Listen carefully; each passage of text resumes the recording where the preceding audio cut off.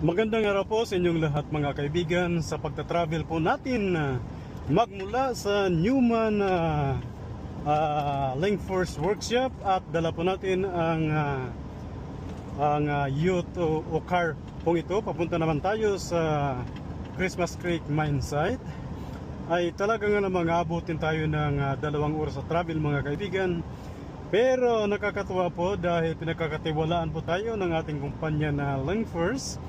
Nadalhin po ang mga gamit papunta sa panibagong mine site magmula sa isang mine site na ang tawag ng mine site na atin pong pinanggalingan ay Jimbol Bar.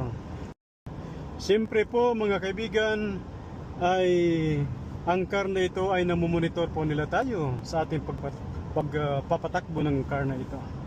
At ganoon din po ang speed limit ay laging binabantayan po nila kapag ang speed limit ay lumampas ka po sa required speed limit sa kalsada ay tumutunog po ang car at kailangan ibaba mo po pagka tumunog na. At kapag hindi ka po sumunod ay mangyayari na mayroong tatawag po sa iyo at patitigilin ka.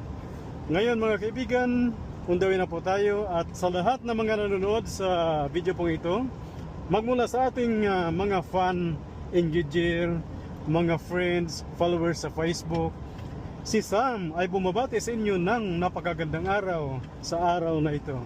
Kaya samahan niyo po ako mga kaibigan at ipapakita ko po sa inyo ang lugar na atin pong dinadaanan.